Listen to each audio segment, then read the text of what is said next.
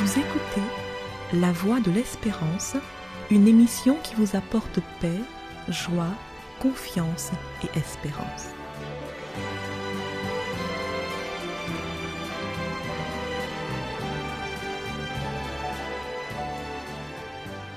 Bonjour la Guyane et bonjour à tous depuis la Guyane.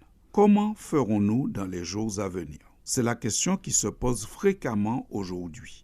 Elle se pose parce que nous vivons des temps tellement remplis d'incertitudes, à la fois pour les entreprises comme pour les familles. Tout le monde se demande ce qui arrivera demain, qu'est-ce qui va augmenter demain, qu'est-ce qui va changer en pire demain et comment on va s'en sortir.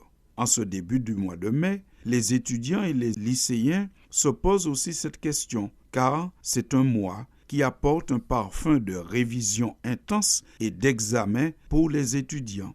Ils peuvent être habités par la peur d'échouer et même paralysés. Cette peur peut leur permettre de perdre leurs moyens et les conduire à l'échec, alors que pourtant ils sont de bons étudiants. La peur d'échouer, la peur du lendemain, la peur de ne pas être à la hauteur des défis qui sont devant nous, nous met souvent en situation d'échec. Si vous faites face à un défi qui vous semble difficile à surmonter, essayez la connexion avec Dieu comme Josué.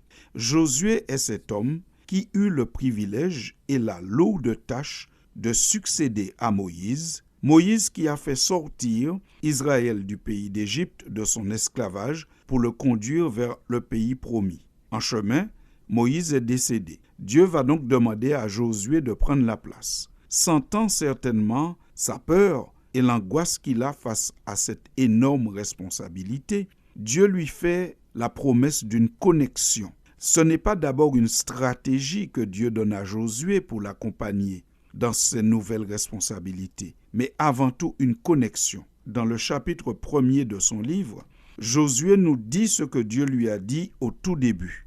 Dieu lui a dit « Nul ne tiendra devant toi tant que tu vivras.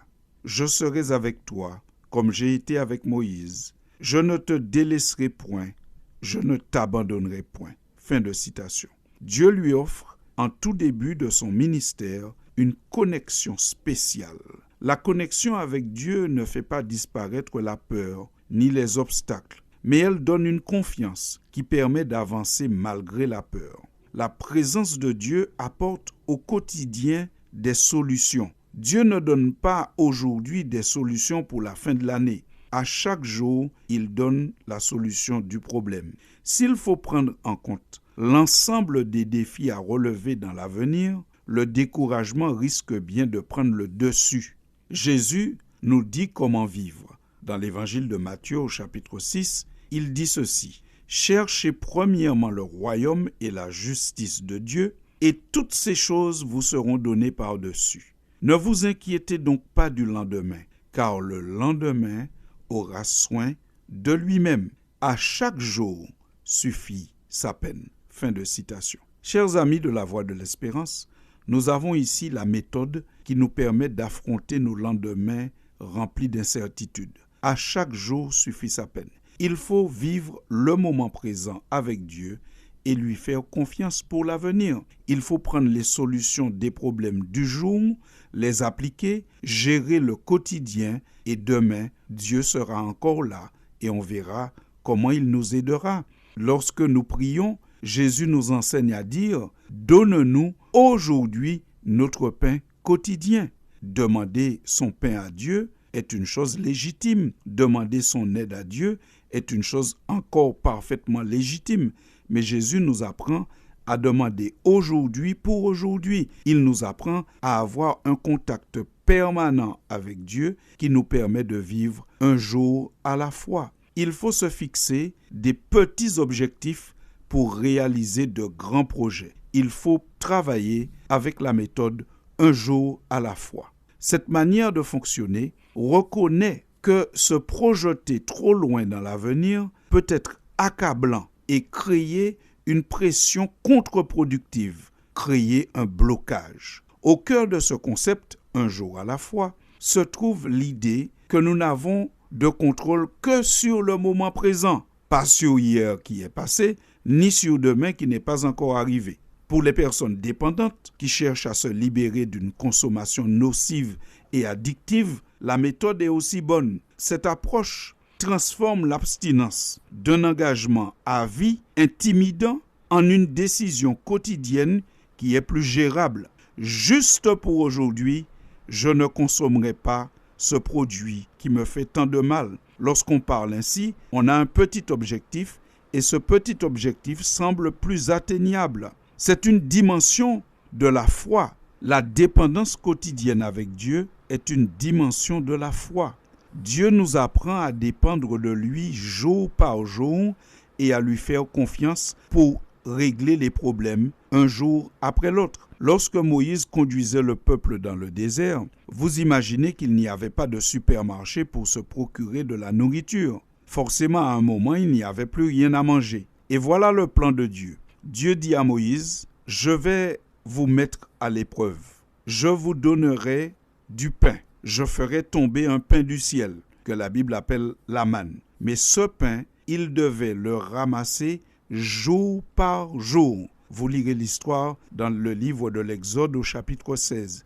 Chaque jour, Dieu donnait une quantité de pain nécessaire pour la consommation du jour. Moïse dit donc au peuple, « Allez-y, ramassez de ce pain, ne le conservez pas pour demain. » Mais bien sûr, il y a toujours des gens qui doutent. Alors certains ont conservé un peu de manne pour demain parce qu'ils se disaient, mais peut-être que Dieu demain va oublier de nous en envoyer. Alors ce qu'ils avaient conservé n'a pas pu être consommé le lendemain. La Bible nous dit qu'il s'y mit des vers et tout cela devient infect. Et Moïse était bien entendu irrité parce que le peuple avait manqué de confiance et de dépendance en Dieu. Mais cependant, le 6e jour, Dieu leur a dit, écoutez, je vous en donne une double portion. Vous conserverez le 6e jour une portion pour le 7e jour. C'est Dieu qui le dit, c'est Dieu qui l'affirme. Effectivement, quand il conserve une portion de manne pour le lendemain, pour le 7e jour, pour le jour du sabbat, pour le jour du repos,